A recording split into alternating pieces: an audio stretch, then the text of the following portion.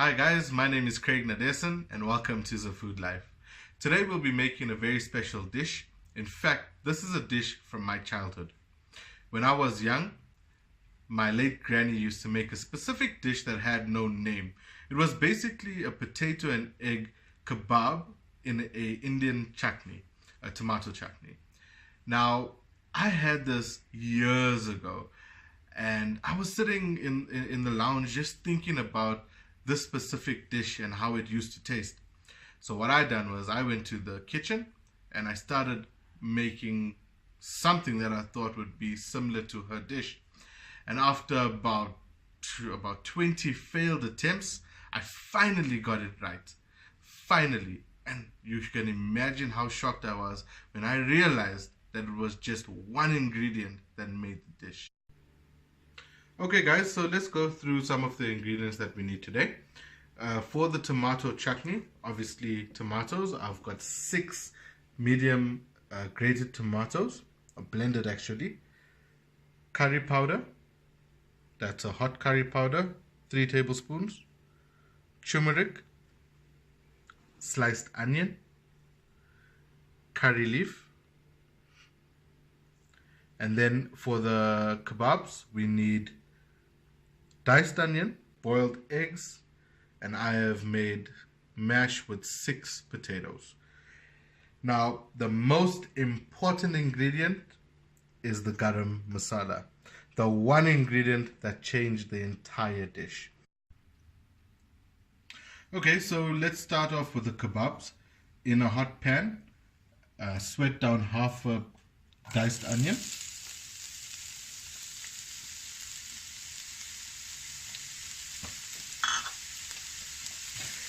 And just let it cook down for about a minute or 2.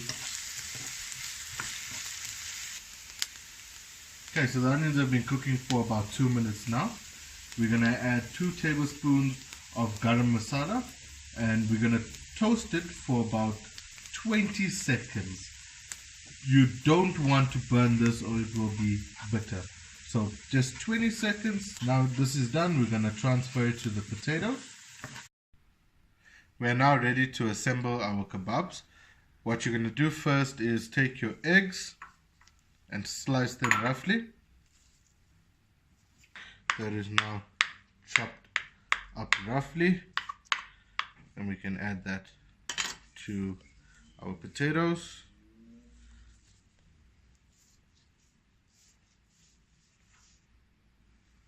We can now add our garam masala and onion mixture to the eggs. Now, if you didn't know, garam masala has up to 32 different spices in it. Okay, but our common ones that we get here in South Africa has about 5, maybe 6 spices in it.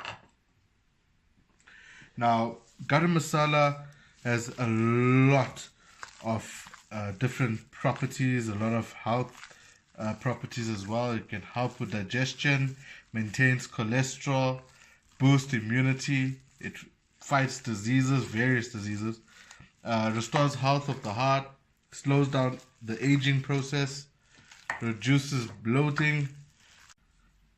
So I'm going to add a teaspoon of salt for now. I'm going to mix it up and give it a taste. If there's not enough salt, I will add a little bit more. Remember to have your spoons readily available, maybe 2 or 3, so that you don't double dip. We'll give this a nice mix. That should be sufficient, and give it a taste.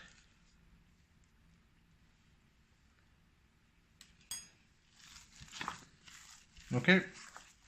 1 teaspoon is perfect. You don't need any more than that, but obviously it will be according to your taste. I do feel that this needs one more thing, so I'm going to go ahead and add some coriander. Just a little bit, not too much. Give it another mix. Make sure it's well mixed.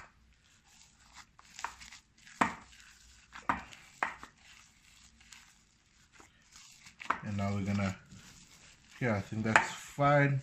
we're gonna start making our kebabs.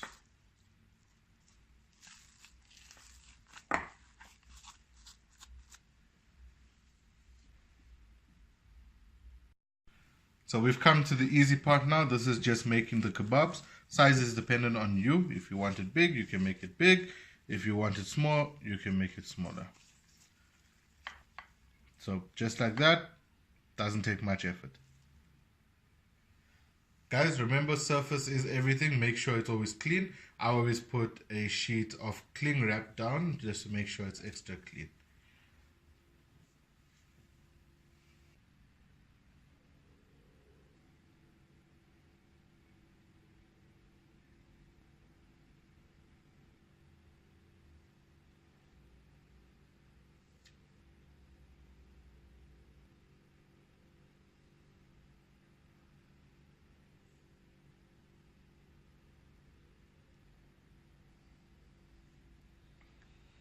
Now that the meatballs are done, let's move on to the next part, which is the tomato chutney. Now let's start the tomato chutney.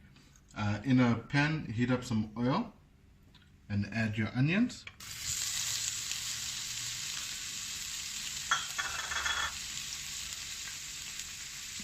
And your curry leaf. Now, you may not be able to get your hands on curry leaf, so you don't need to use it in this recipe. I love it for its fragrance, and you can find it in, basically it's very common in most Indian homes. So let this cook down for about 2 minutes. Okay, I don't know about you guys, but something about frying onions, I mean the smell is amazing. So it's been about 2 minutes now. We're gonna go ahead and add the turmeric powder for a couple of seconds. Fry that out for a couple of seconds. Now the next step is very important. You're gonna be adding the curry powder. Now you don't want to cook the curry powder for too long. Just a few seconds so it toasts a little bit. If you fry it too long, it will become bitter and your chutney will be absolutely bitter. That will result in you basically restarting. So we're gonna go ahead and add the curry powder. Okay, that's sufficient. That's about a few seconds, and we'll add our tomato now.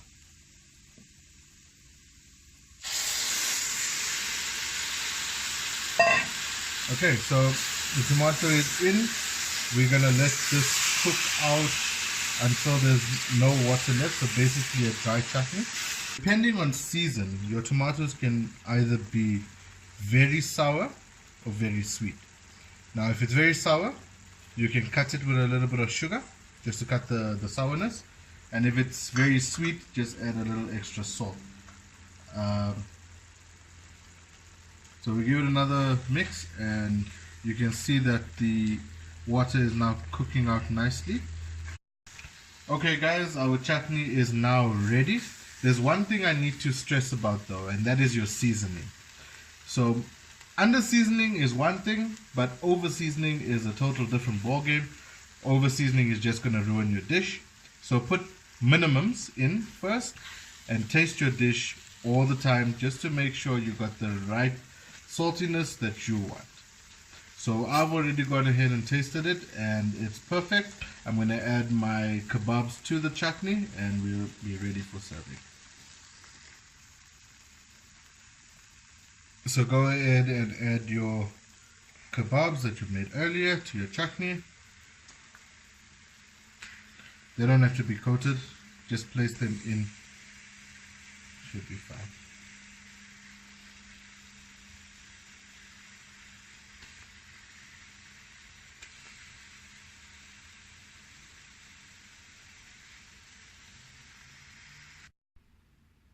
And there you have it guys, potato and egg kebabs.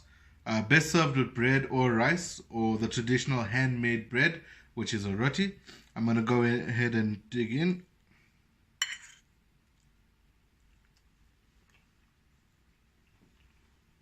Oh my god, that is absolutely amazing.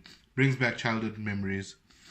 A recipe that was once kept secret by my grandmother, Actually, wasn't kept a secret. It just wasn't shared with anybody. You can now make this at home.